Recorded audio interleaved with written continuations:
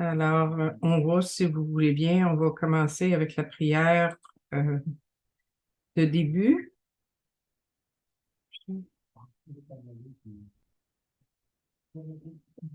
Mon Dieu, aide-moi à mettre de côté tout ce que je pense savoir à propos de moi, du gros livre, des étapes et surtout de toi. Donne-moi un esprit ouvert et une nouvelle expérience avec moi, le gros livre, les étapes et surtout avec toi. Aide-moi à voir la vérité. Alors, la semaine dernière, on a vu l'inventaire des ressentiments et on a vu ça avec le texte dans le gros livre et aussi avec le guide que vous avez reçu. Si vous ne l'avez pas reçu, laissez un message à Guylaine dans le chat qu'elle puisse vous le faire parvenir. Donc, on nous disait dans le gros livre à la page, à la page 72 que nous avons cherché les faiblesses de notre personnalité qui ont causé notre faillite.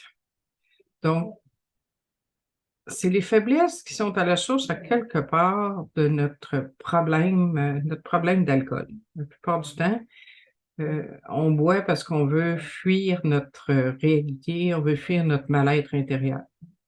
Donc, en cherchant les faiblesses de notre personnalité qui ont causé notre faillite, on va, en cherchant puis en les réglant, en quelque sorte, on va régler la source du problème.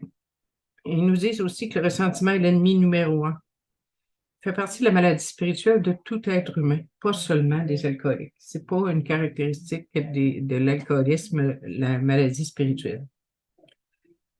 Ils nous disent par contre, pour l'alcoolique, le ressentiment est très grave car il nous coupe de la lumière de l'esprit. Puis on a besoin de la lumière de l'esprit pour nous permettre de régler notre problème d'alcool.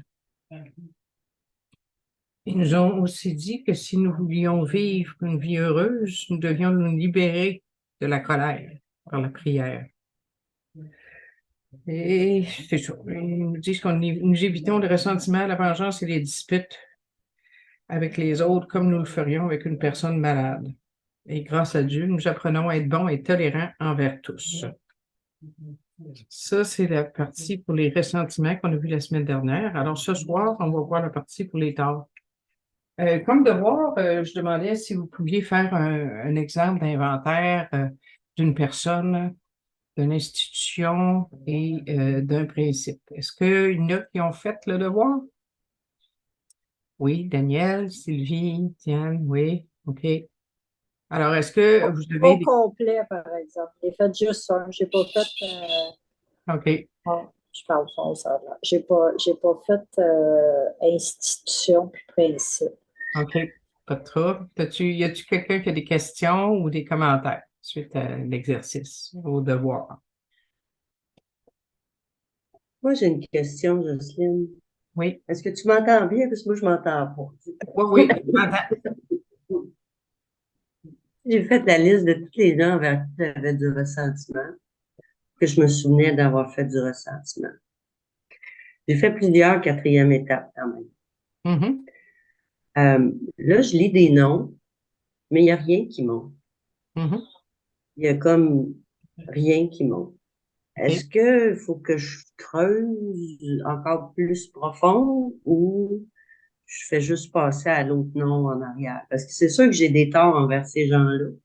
Mhm, Mais comme ressentiment, là, j'en ressens plus vraiment. Des gens que j'ai écrits comme, tu sais, il y avait ma mère, mon père, il y a eu Julie, mon entraîneur, il y a eu à l'école mes professeurs, il y a eu des filles avec qui j'ai été à l'école ou avec qui j'étais à la piscine.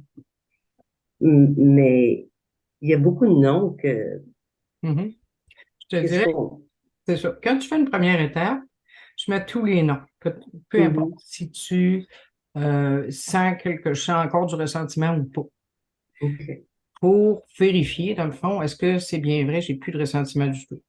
Puis pour faire un inventaire exhaustif.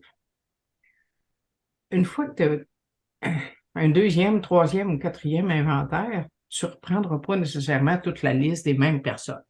Ce que je OK. suggère aux gens habituellement, c'est de mettre les noms des parents des noms des conjoints avec qui tu as fait plus de ressentiments. Ceux qui étaient les cas les plus lourds, Mhm. tu peux les remettre parce que ça peut être intéressant de retourner voir s'il y aurait autre chose qui resterait encore. Mais les cas légers, là, puis que tu es sûr que tu ne fais plus de ressentiment, tu ne remets pas les noms à nouveau. Sur ma Pauline, OK. Non, non. Parce qu'il y a eu quelques petits morceaux là, que j'ai fait comme je pensais que j'étais plus en crise après ça, ou je pensais que ça me dérangeait plus, là, je les ai faits.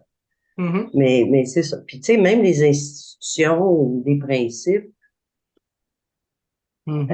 peut-être que je me suis pas assez attardée, là, Mhm. mais j'ai fait beaucoup de ressentiments à l'époque contre la SAC, contre les assurances collectives, contre un paquet d'affaires, mais c'est comme, à C'est cette heure, réglé. c'est accepté, c'est ça, la bureaucrétie, tu sais, faut faire Mhm. avec, on n'a pas le choix. Ouais. Ils font pas ça pour nous faire chier, là, c'est sûr, tu sais. Mhm. OK. Fait que non, tu n'as pas besoin de remettre J'ai si pas besoin d'en tu remettre, bien. OK. Une fois que tu en as fait une première, une bonne complète, après, tu reprends les principaux noms, les colos, comme je dis. Ouais. Les autres, tu peux laisser Ben, j'ai tomber. pas fait mes ex-conjoints encore. Pas rendu là. OK. OK. Ça Ah, va ah. être autre chose. Ouais, Excusez. c'est ça, ça peut être autre chose. Mhm. Eh oui. OK. Y a-t-il d'autres questions, commentaires? J'ai peut-être quelque chose, moi. Une question. J'ai fait, j'avais fait ma quatrième en 2017. Mhm. Fait que je suis retournée et puis avec ma mère et puis la compagnie pour laquelle je travaillais. C'était l'institution, là. J'ai fait les causes, les domaines affectés, mais j'ai pas fait encore les peurs, la nouvelle compréhension, puis le pardon. J'étais censée faire ça, je pense, hein. Oui. Mhm. Je peux Oui. faire ça, je Oui. ferai ça demain. Fait OK. que je suis à moitié faite d'abord. C'est correct. OK. Il y a Sylvie qui a levé la main.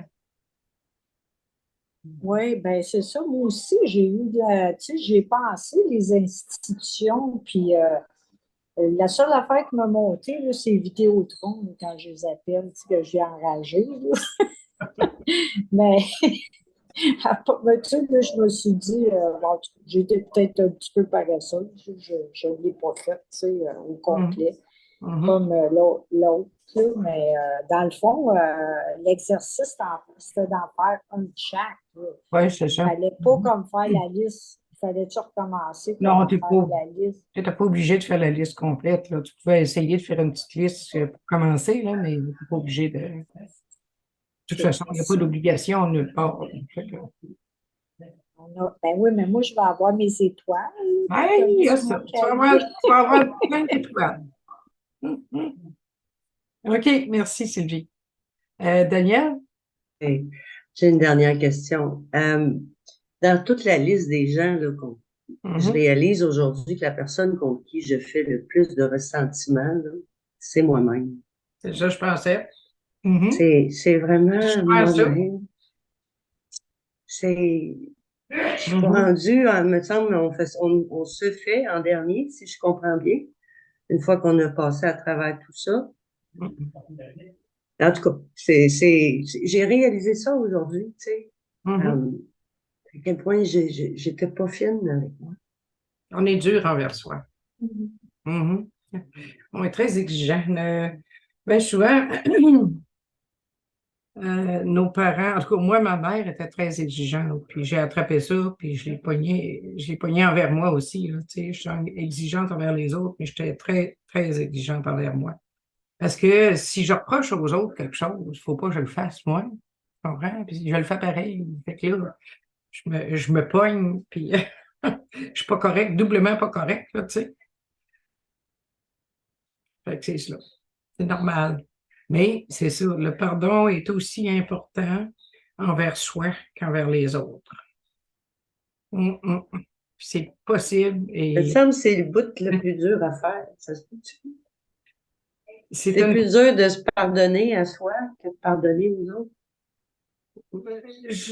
À la limite, là, ça ressemble à de l'orgueil spirituel. Ah, ben oui. Parce que je devrais être parfaite, moi. Vois-tu? Ben oui, hein. Ben Je oui. vais reconnaître que les autres sont malades, ne sont pas parfaits, puis je vais leur pardonner. Mais moi, voyons donc, il faudrait que je sois parfaite. Moi, j'ai pas le droit à l'erreur. Fait que c'est une forme d'orgueil pour dire, ouais, moi, je devrais être mieux que tout le monde. Bien. Y a-t-il d'autres questions ou commentaires? OK. S'il n'y en a pas d'autres, on est rendu à mes torts. Donc, dans le livre, c'est qui voudrait lire ce soir? Il n'y a pas énormément de lecture. Daniel, ça te tente-tu? À moins que tu sois. Oui. On Si va. vous êtes prête à écouter ma voix de grenouille, je veux bien lire. Bon, oui. Euh, donc, on est rendu, un petit peu que j'arrive. Ah oui, à la page 75 ou peut-être pour les autres, au début de la page 76, dernier paragraphe de la page 75 ou premier paragraphe de la page 76. OK, Ça dit, nous sommes revenus à notre liste. parfait. Donc là, on débute l'inventaire des torts à partir de là. Vous pouvez vous mettre une note dans votre gros livre, là. Les torts, ça débute à Là, là. 75. Mhm. Parfait. Nous sommes revenus à notre liste. En ne tenant pas compte des torts des autres envers nous, nous avons résolu d'examiner nos propres fautes. Dans quel cas avions-nous été égoïstes, malhonnêtes, calculateurs et effrayés?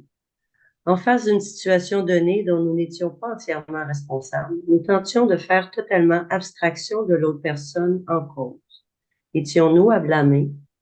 Nous faisions-nous un inventaire à nous, pas celui de l'autre? Quand nous constations nos fautes, nous les prenions en note. Elles étaient là, écrites, noir sur blanc.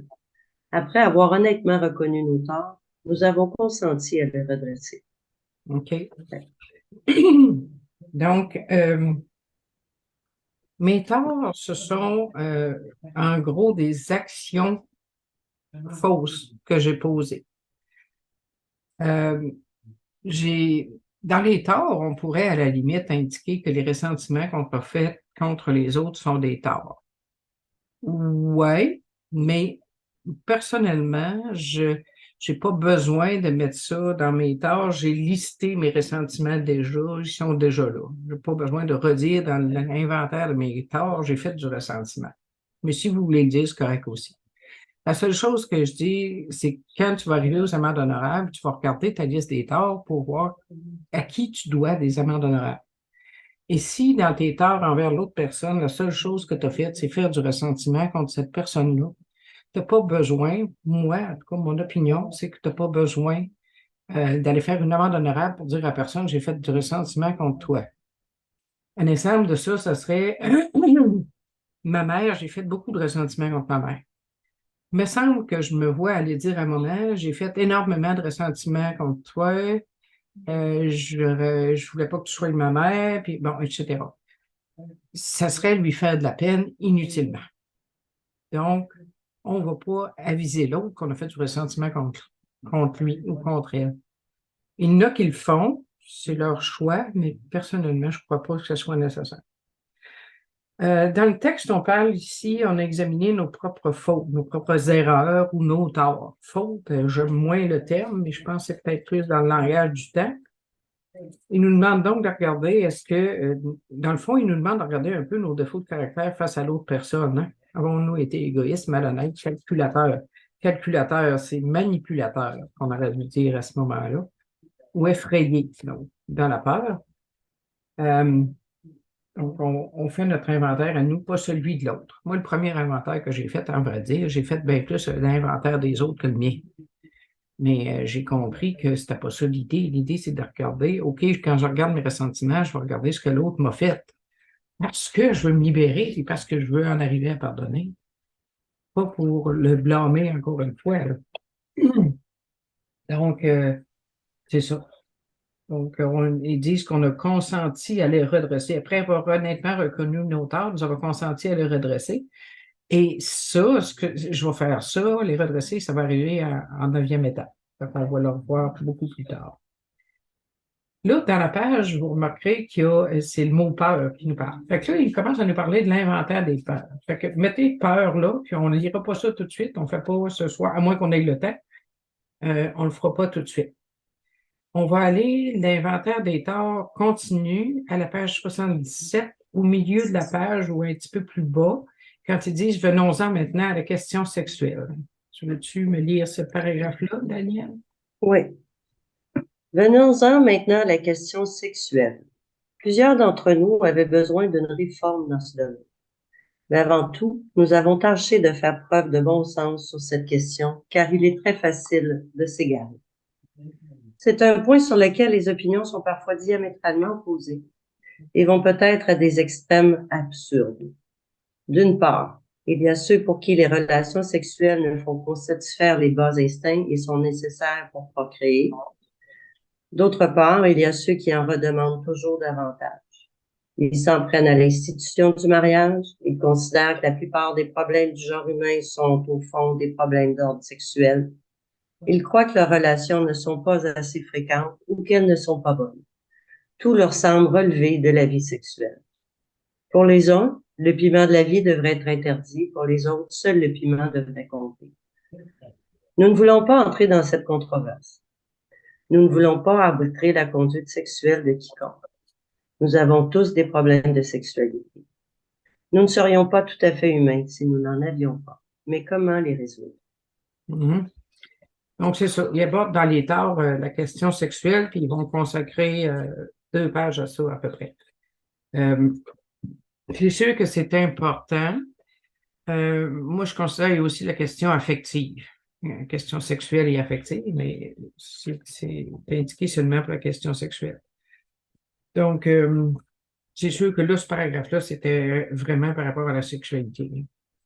Fait qu'on va, dans l'inventaire de mes torts, je vais regarder ma conduite sexuelle puis les torts que j'ai eus dans ce domaine-là. Tu veux-tu continuer l'autre paragraphe?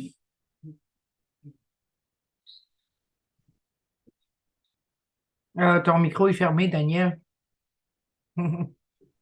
Désolé. Nous avons analysé notre conduite des années passées. Quand avions-nous fait preuve d'égoïsme, de malhonnêteté ou de manque de considération? Qui avions-nous blessé? Avions-nous inutilement suscité la jalousie, la méfiance ou la rancune? Où étaient nos erreurs et qu'aurions-nous dû faire à la place? Nous avons tout inscrit sur une feuille et nous avons examiné le résultat. Mhm. Donc, ça, c'est les questions qu'on va se poser. On va voir ça tout à l'heure quand on va regarder le guide pour l'inventaire de méthodes. Tous ces points-là sont indiqués dans l'inventaire.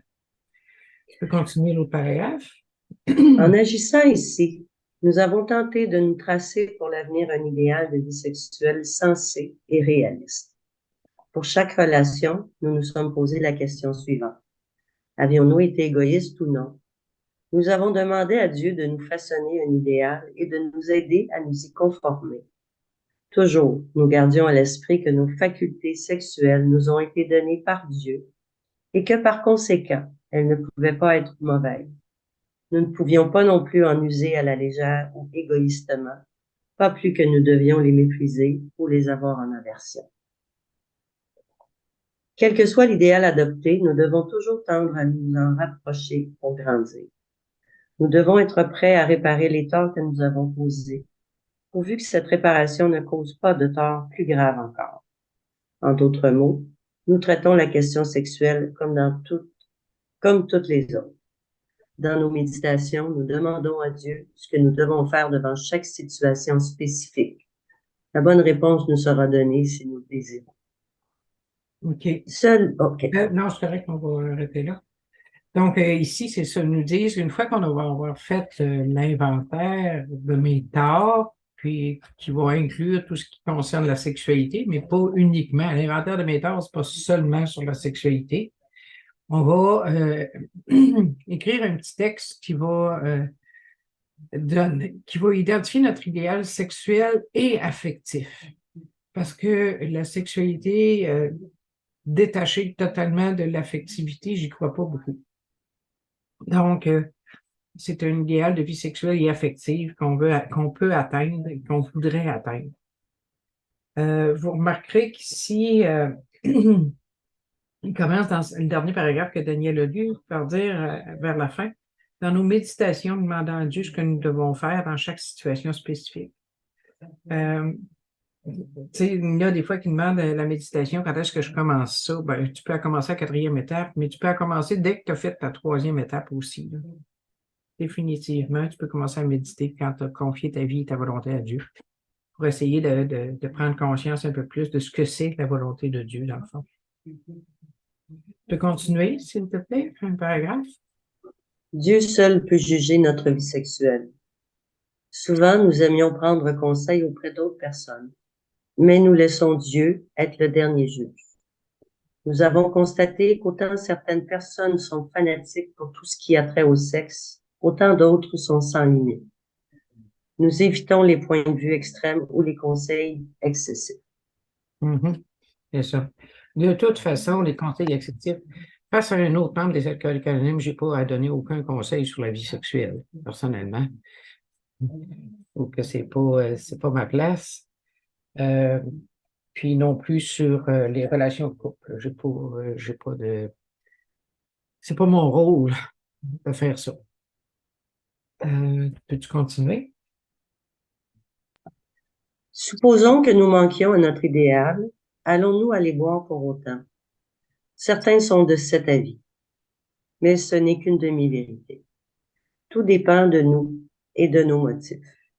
Si nous regrettons notre erreur et que nous avons le désir sincère de laisser Dieu nous guider vers des choses meilleures, nous croyons que nous serons pardonnés et que nous aurons appris notre leçon.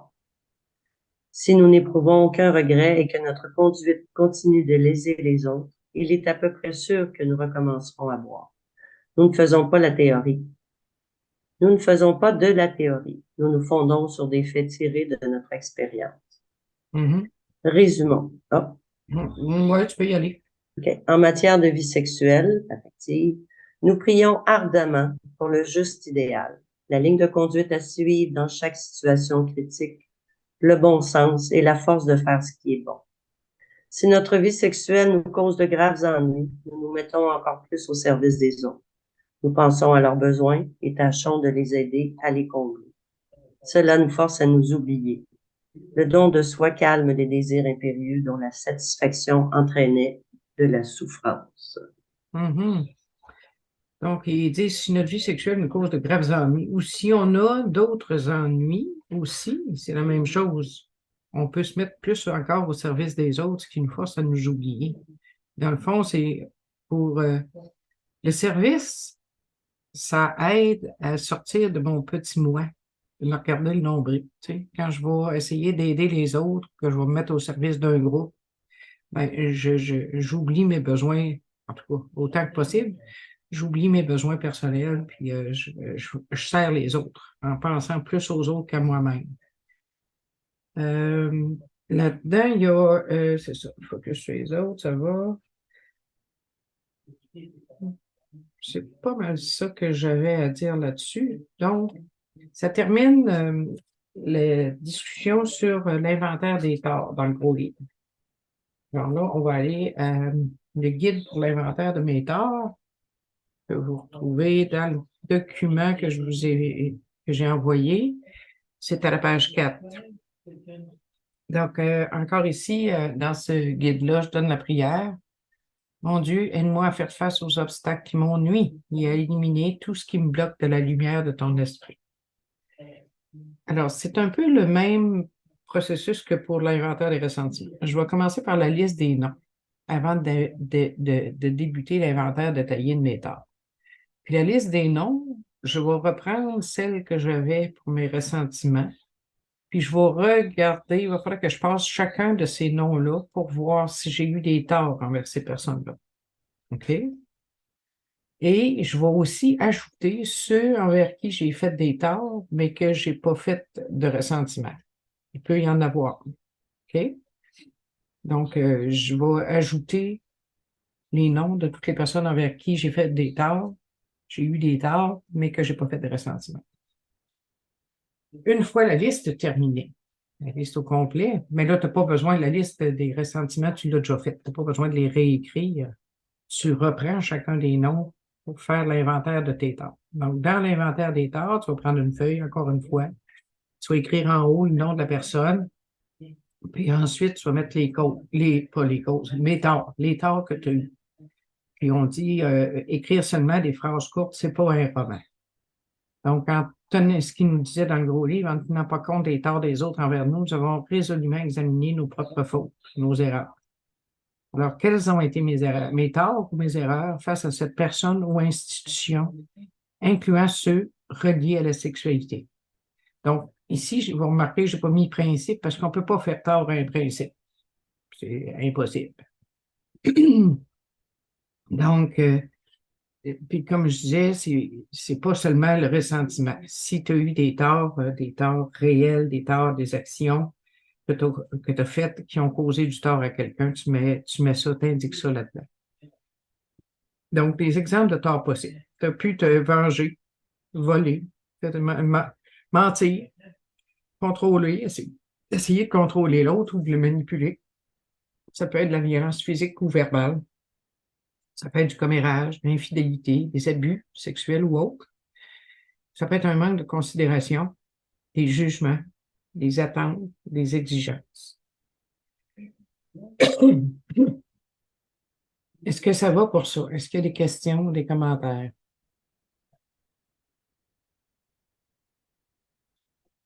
Non? OK. Ensuite, je vais regarder quels ont été les effets de ma conduite que je pense qui ont été les effets de ma conduite. Alors, comment ma conduite a-t-elle affecté cette personne ou institution? Ce que je sais ou ce que je devine. Des fois, ça va être un peu ce que je devine, là. C'est quand, par exemple, j'ai insulté ma mère en disant que ce qu'elle a fait avec nous autres, c'était de la cruauté mentale. J'ai su que ça l'avait blessée parce que j'y avais demandé pardon, puis elle a refusé de me pardonner. Puis je comprends aussi parce que je n'avais pas changé d'idée. Je m'excusais, mais je n'avais pas changé d'idée. Ça fait que c'est pas très bon. Donc, j'y avais fait de la peine, c'est sûr. Donc, tu sais, c'est le genre de truc-là. Je vais aussi me poser la question, est-ce que je crois avoir suscité chez l'autre personne ou institution de la jalousie, de la méfiance ou de la rancune? Maman, je pense bien qu'à partir de là, elle était un peu plus méfiante. Puis, elle avait de la rancune, c'est sûr, parce qu'elle ne voulait pas me pardonner. Donc, ça, on peut détecter ce genre de choses-là la plupart du temps. Si on ne peut pas, ben, on ne le met pas. Ensuite, je vais indiquer mes défauts qui ont été manifestés face à cette personne-là.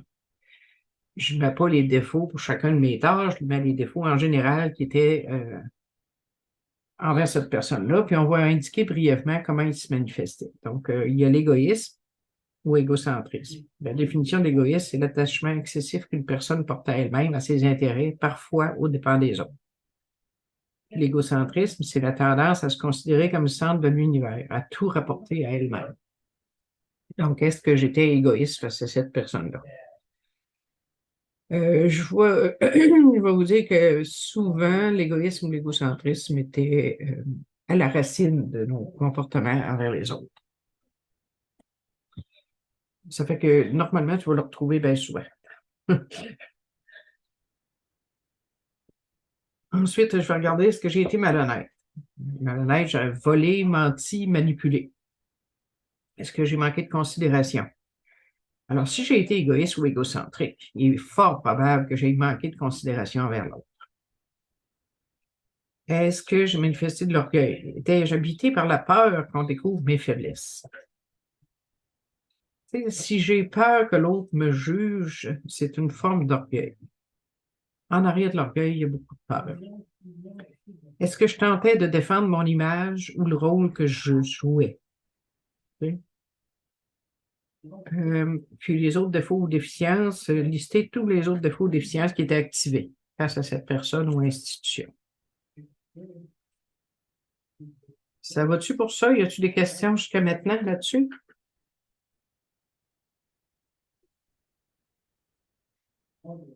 Dans cet inventaire-ci, on va regarder aussi une nouvelle façon de... On va regarder ça autrement. On va chercher une nouvelle compréhension.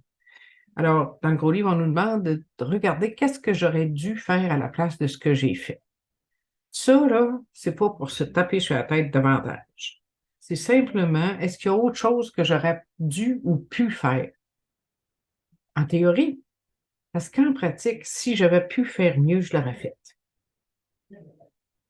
On s'entend là-dessus, là. Il y avait peut-être une autre façon de réagir, mais moi, à ce moment-là, je n'étais pas capable. Mais on peut indiquer quelle autre façon y aurait-il eu de réagir à ça.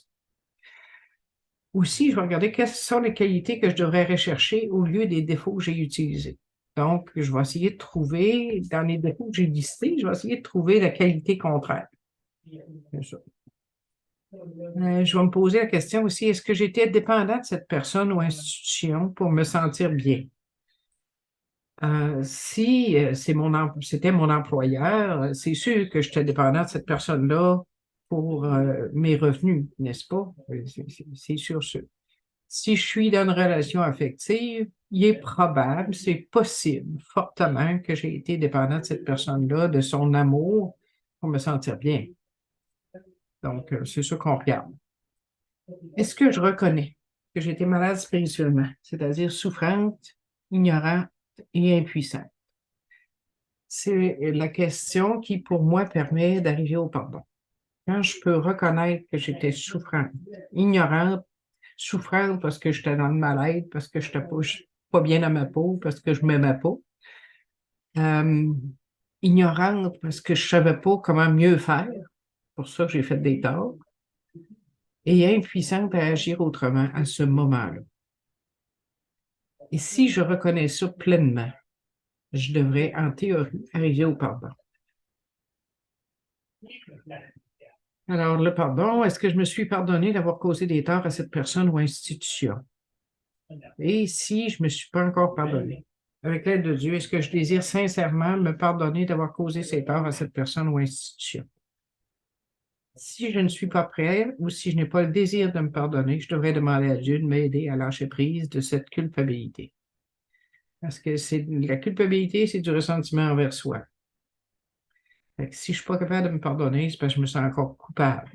Je me suis déclaré coupable.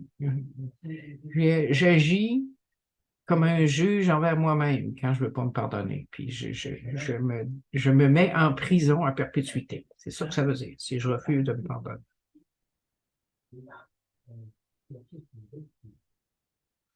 Ça va-tu? Y a-tu des questions, des commentaires?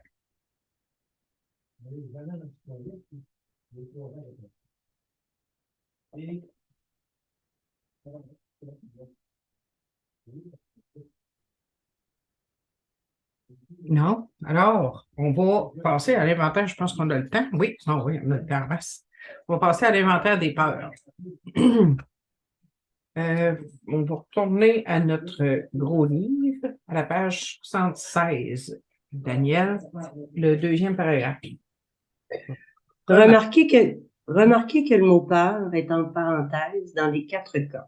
Donc, ça, c'était dans l'inventaire, excuse-moi, c'était dans l'inventaire des ressentiments. J'avais indiqué dans l'inventaire des ressentiments s'il y avait de la peur.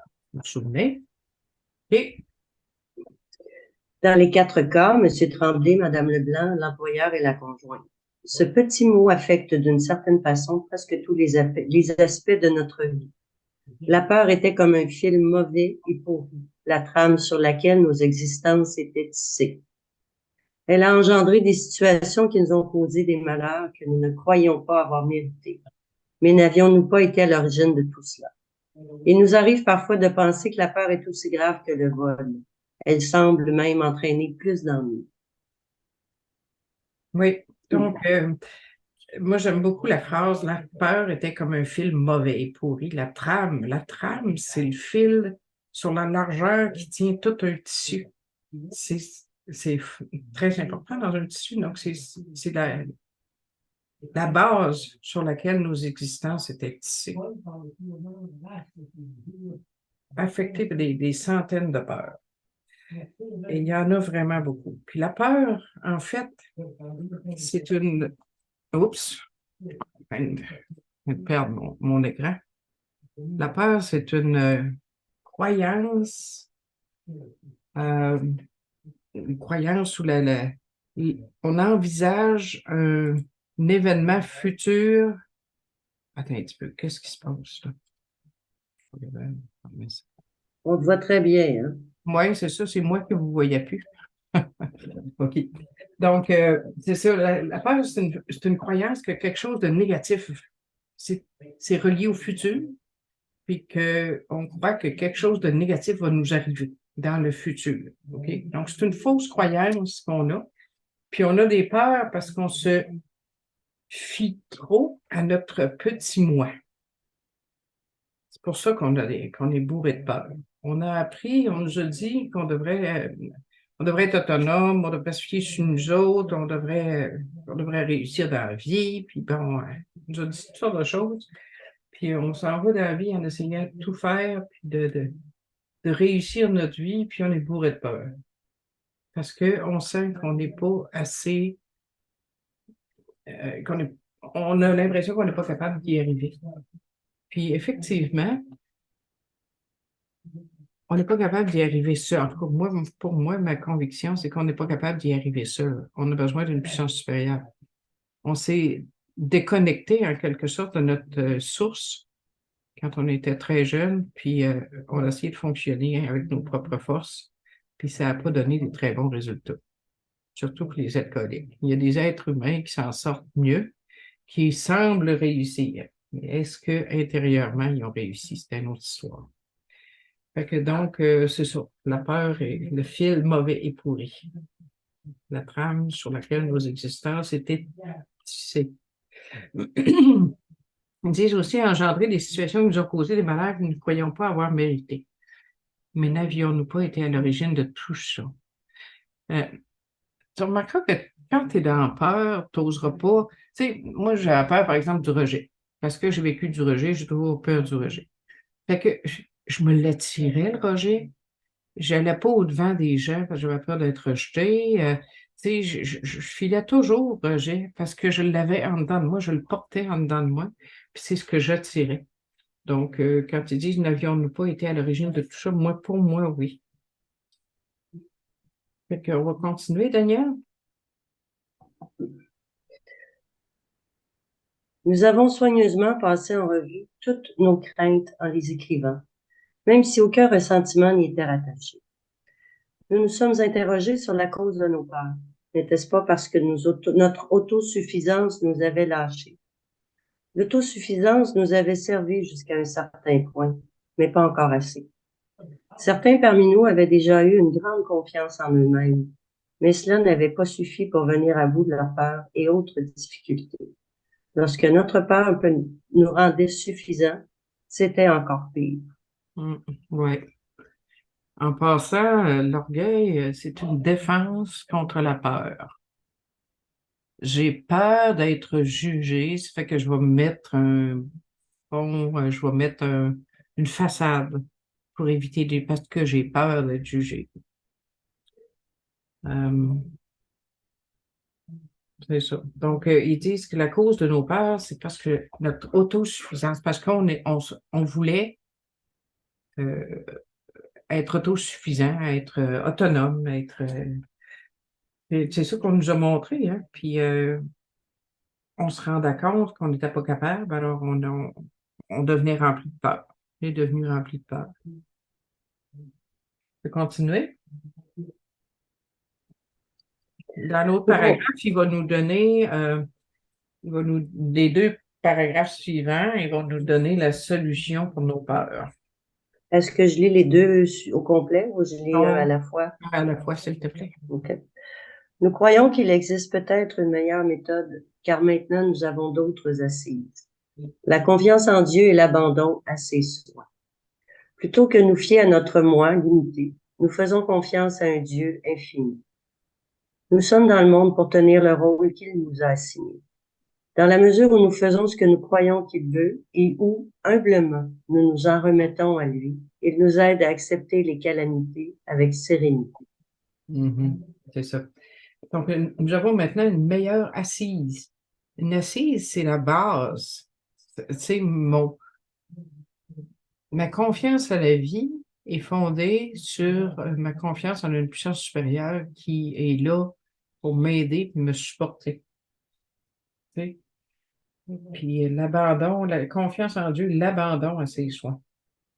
Alors, au lieu de me fier à mon ego, autrement dit, je fais maintenant confiance à Dieu.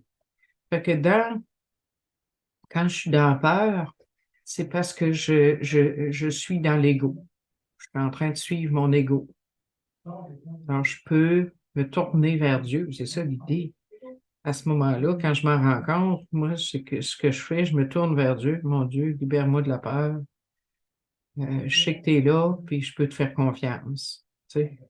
Fait que c'est ça, la solution à la peur. C'est de lâcher mon petit ego qui veut avoir raison, puis qui veut faire les choses à sa façon, puis qui veut contrôler l'avenir à quelque part.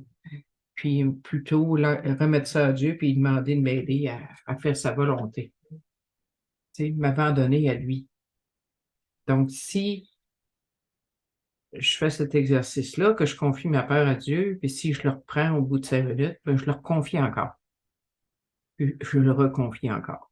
Tant que la peur est là, je la confie à Dieu. Tu sais. Parce que si je me mets à embarquer dedans, si je me mets à l'analyser, puis à analyser la situation, puis essayer de voir toutes les avenues possibles, puis comment je peux m'en sortir, puis bon, tu sais, mettons que je suis dans le trouble, ben, là, je suis en train de essayer de contrôler la situation. Je suis pas dans la confiance en Dieu. Il y a des fois que j'ai besoin de faire un petit topo de la situation, mettre les pour, les contre, mais une fois que c'est fait, mon Dieu, arrange-toi avec ça, puis indique-moi la meilleure solution, tu sais.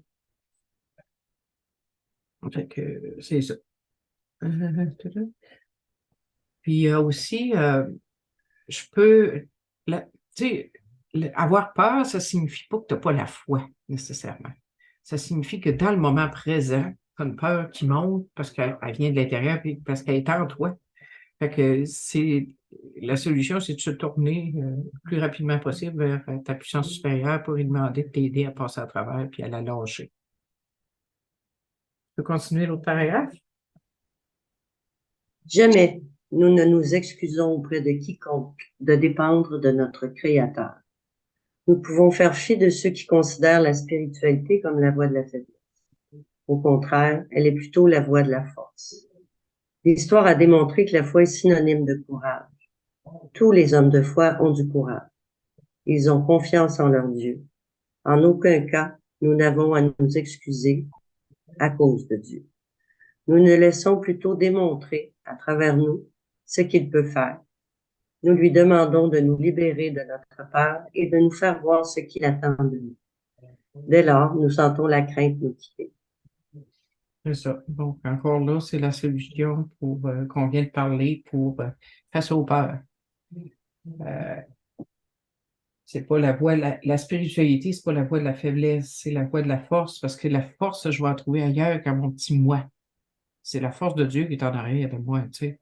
Fait que c'est ça ma vraie force aujourd'hui. C'est pas la force de mon ego. Il est bien présent, là, mais il est pas très fort. Et nous demandons à Dieu de nous libérer de notre peur, de nous faire voir ce qu'il attend de nous. Donc, il veut, tu sais, si je demande à Dieu de me libérer de la peur, qu'est-ce que tu veux que je fasse à la place? Puis, ça peut être d'aller justement aider quelqu'un d'autre. Si tu es dans la peur, là, essaie d'aller aider quelqu'un d'autre. Tu vas voir des gens qui sont plus mal pris que toi, tu sais. Fait que c'est ça. Y a-t-il des questions, des commentaires sur ce texte-là? Non? On va retourner à notre guide pour la 4e étape, à la page 5. C'est le guide pour l'inventaire des peurs. Donc, il faut que je prenne mon cahier pour voir à quelle page on trouve ça. Dans l'inventaire des ressentiments, on a fait la liste on a fait une liste à quelque part des peurs, tu sais, qu'on avait. Chaque ressentiment, il pouvait avoir une peur qui était présente.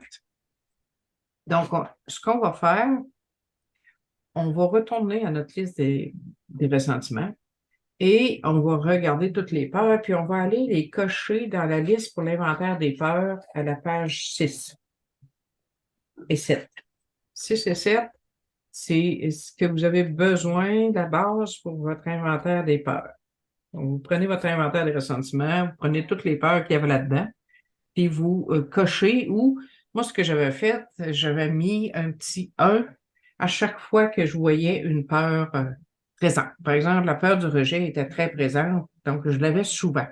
Fait qu'à chaque fois que je voyais la peur du rejet, je mettais une petite barre pour voir, ça me donnait une idée de quelle peur était le plus importante en moi. C'est bien sûr qu'il y avait le rejet, les blessures, tu sais, les 4 blessures, les 5 blessures, la trahison, rejet, abandon, humiliation, puis injustice. Tu vas retrouver ça à plusieurs reprises, tu sais, dans ta liste des ressentiments, tu avais ces blessures. Tu indiquais ces blessures-là, puis si tu avais la blessure, c'est sûr que tu avais la peur correspondante. Fait que tu peux regarder ça, puis indiquer le nombre de fois où il apparaît. Ça va être, c'est assez révélateur, je vais te dire. Donc, tu as la liste de page 6, c'est des mots seuls, puis la suite à page 7, c'est plus un peu des expressions. OK? Puis, s'il y en a qui ne sont pas là, tu les ajoutes. Il y a de la place, il y a des espaces en blanc que tu puisses rajouter ceux que tu ne retrouves pas dans cette liste-là. Ça va-tu pour ça? Avez-vous?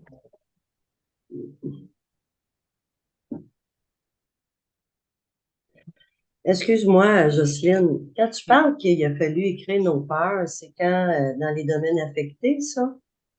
Non, c'est tout de Ah, suite. les peurs dans phase 2, quand Ouais, on fait nos ressentiments.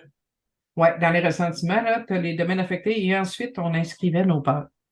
OK, je pensais que c'était juste les peurs qui avaient rien avec la trahison, le rejet ou je savais pas qu'il y avait plus de peurs que ça. Ah, ben oui, il y a plus de Ouais, peurs. c'est Non, ça. oui, il peut y en avoir OK, plus que ça. Mhm. c'est bon. Oui. OK. Autre commentaire, question?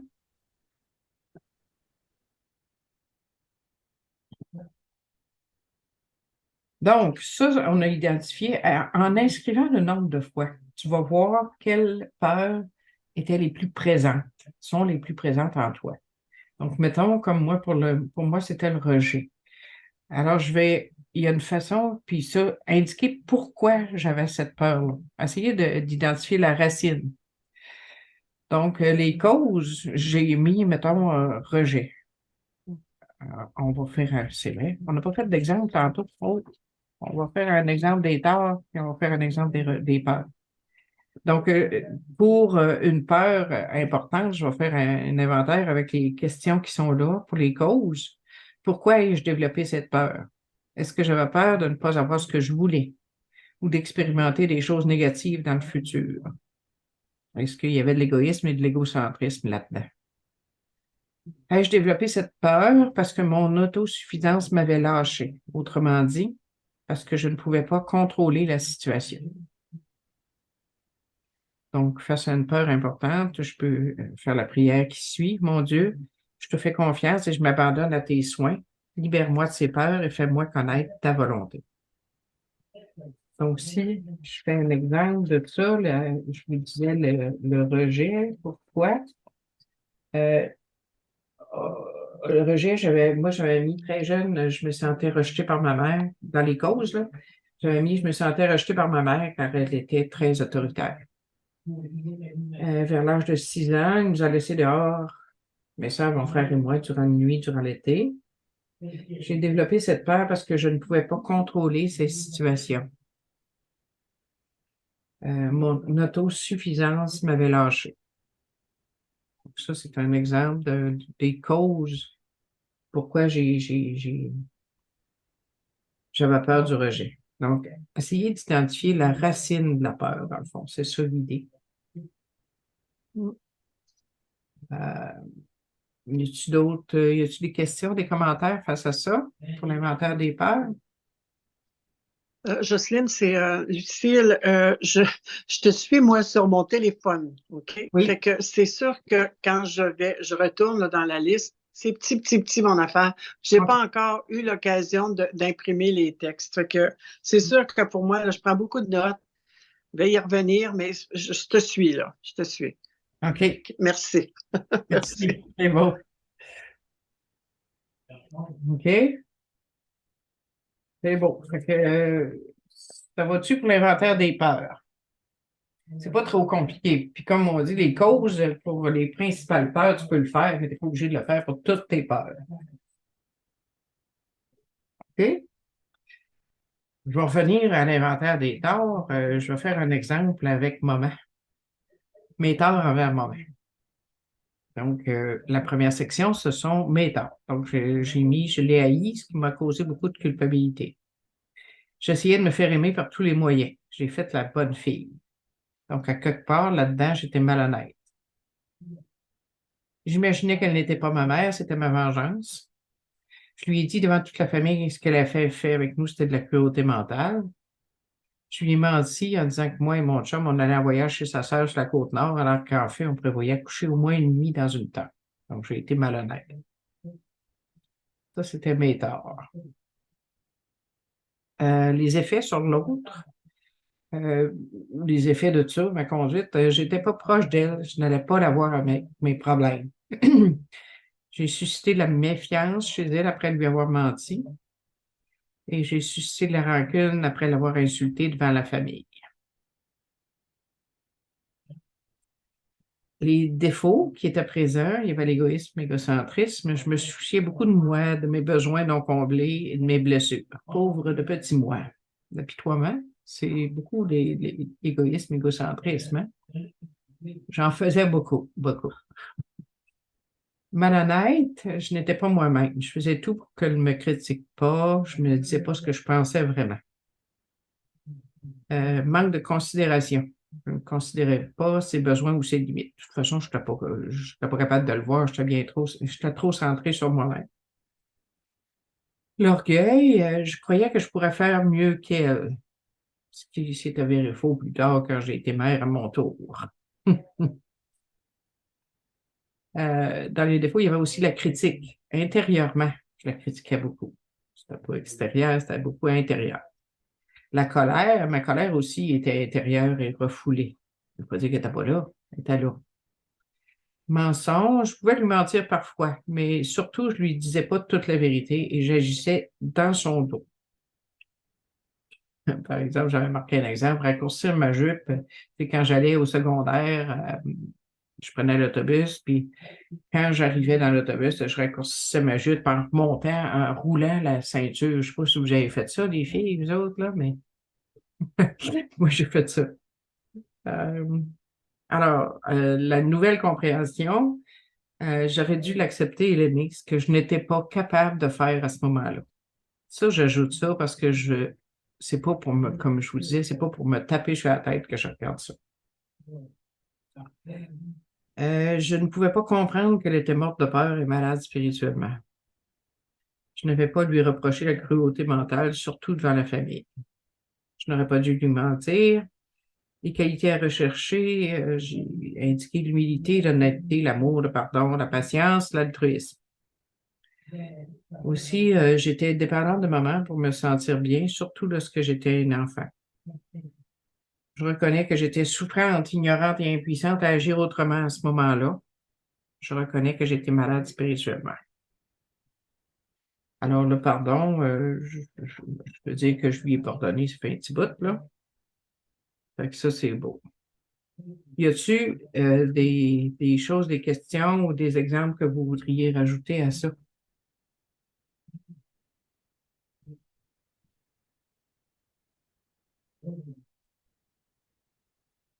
OK. Dans les exemples, je vais vous faire un exemple des torts envers une institution. J'ai mis le gouvernement du Québec. Mes torts, j'ai critiqué le gouvernement en parlant à plusieurs personnes. Donc, j'ai descendu le gouvernement envers les autres. Puis, je l'ai fait intérieurement aussi, n'est-ce pas? Les effets, j'ai nui à la réputation du gouvernement, à quelque part. Les défauts, il y avait l'égoïsme, je soucie beaucoup de moi et de mes besoins non comblés. Manque de considération, je ne considère pas leurs besoins ou leurs limites. L'orgueil, et je crois que je pourrais faire mieux qu'eux. Ce qui est faux. Hein? Je ne suis pas équipée pour faire mieux, ben. Il y avait la critique et la colère. Ce que j'ai compris, je devrais accepter les dirigeants tels qu'ils sont, ce que que j'étais pas capable de faire autrement à ce moment-là. Je peux cependant voir qu'ils sont morts de peur et malades spirituellement. Une qualité à rechercher, humilité, honnêteté, amour, pardon, patience, compréhension. Je suis dépendante du gouvernement pour ma pension, aussi à cause des lois qui me concernent directement. Je reconnais que je suis souffrante, ignorante et impuissante à agir autrement pour le moment. Je reconnais que je suis malade spirituellement. Alors, je me pardonne d'avoir causé ces torts-là. Alors, y a-t-il des questions ou des commentaires là-dessus?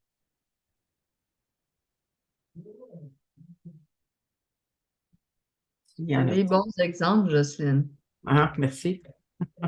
À chaque fois que je t'écoute parler de ta mère, là, ça me fait avancer un petit peu plus. Hmm. Moi, premièrement, je passais ma vie en pensant que ma mère était bien correcte. C'est vraiment récemment que j'ai fait des prises de conscience. J'ai réalisé des agissements que j'ai eu toute ma vie,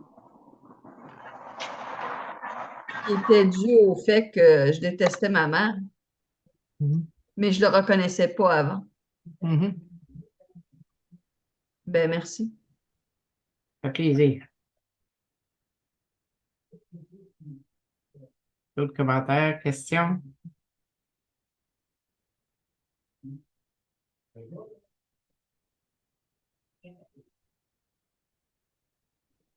S'il n'y en a pas, je vais vous parler du dernier inventaire. C'est pas celui-là, c'est le plus rapide. C'est l'inventaire de mes défauts. Si vous allez à la page 8, vous avez une liste de défauts. Alors, vous regardez dans votre inventaire de vos torts, la liste les défauts que vous avez indiqués et vous venez les cocher là-dedans. Vous pouvez faire la même chose qu'avec les peurs, mettre une petite barre à chaque fois que vous voyez, mettons, égoïsme et égocentrique. Vous allez voir qu'il se retrouve souvent. Orgueil va peut-être se retrouver souvent aussi. Les patentes de même. Fait que ça peut être utile de mettre à chaque fois que vous voyez ce défaut-là, mettre une petite coche, une petite barre.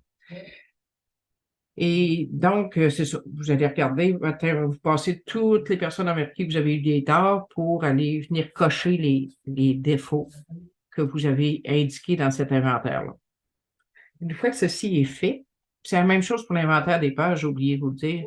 Une fois que vous avez coché à partir de votre inventaire, vous venez regarder la liste à nouveau pour cocher les défauts qui n'ont pas été indiqués dans votre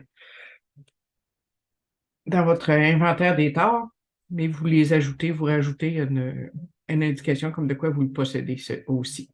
OK? Puis c'est la même chose pour l'inventaire des peurs. Vous êtes parti de votre inventaire de ressentiment, vous avez identifié tous les peurs que vous aviez mentionnées dans cet inventaire-là.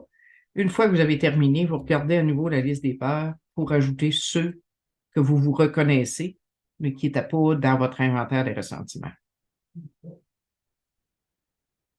Ça va-tu, ça?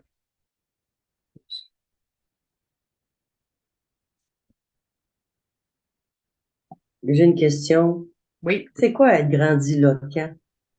Oh, c'est avoir des grands mots pour expliquer des affaires, pour essayer de paraître bien savant. Ah, OK.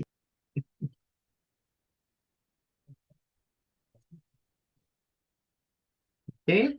D'autres questions, commentaires?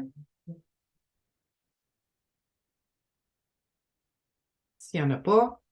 Le devoir de cette semaine, je vous suggère de faire un inventaire des torts, au moins pour une personne puis une institution. Une des personnes, si vous avez fait l'inventaire des ressentiments, prenez le même nom pour faire l'inventaire des torts envers cette personne-là.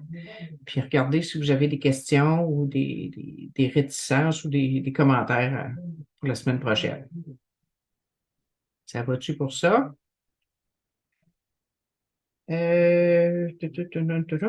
Donc, la semaine prochaine, ah oui, c'est vrai, avant de conclure, on va finir la lecture du texte sur l'inventaire, Daniel, si tu veux, à la page 79, le dernier paragraphe, puis la page suivante. 80. OK. Ouais. Si vraiment nous avons fait un inventaire exhaustif, nous avons beaucoup écrit. Nous avons énuméré et analysé nos ressentiments. Nous avons commencé à comprendre leur futilité et le danger mortel qu'ils représentaient. Nous avons commencé à voir combien ils sont terriblement destructeurs. Nous avons commencé à apprendre ce que sont la tolérance, la patience et la bonne volonté envers nos semblables, même envers nos ennemis, que nous avons vus comme des êtres malades. Nous avons fait la liste des personnes que notre conduite a blessées et nous nous sommes disposés à réparer, si possible, le tort que nous avons causé dans le passé. Dans ce livre, vous avez lu maintes et maintes fois que la foi a fait pour nous ce que nous ne pouvions pas faire pour nous-mêmes. Nous espérons vous avoir convaincu que Dieu peut vous libérer de toute forme de volonté personnelle, de ce qui vous isolait de lui. Si déjà vous avez pris une décision et que vous avez fait un inventaire de vos fautes les plus graves, vous êtes bien parti. Ainsi, vous avez absorbé et digéré quelques grosses vérités sur vous-même. Mhm. C'est ça. Il nous donne un peu les résultats dans le premier paragraphe que Daniel a lu, là, quand il dit « Nous avons commencé à comprendre la futilité de nos ressentiments et le danger mortel qu'ils représentent. » C'est un des résultats de la 4e étape. On voit à quel point on en avait. Habituellement, notre liste, c'est pas pire. Parce que, dépendant de notre âge, là, si tu as 60 ans, tu as une liste de ressentiments qui peut être plus élaborée que celle d'une personne qui a 20 ans. Hein? Puis c'est normal, parce qu'on a rencontré puis vécu plus de choses.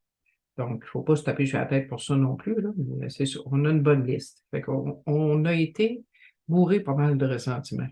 Puis de culpabilité aussi pour nos torts.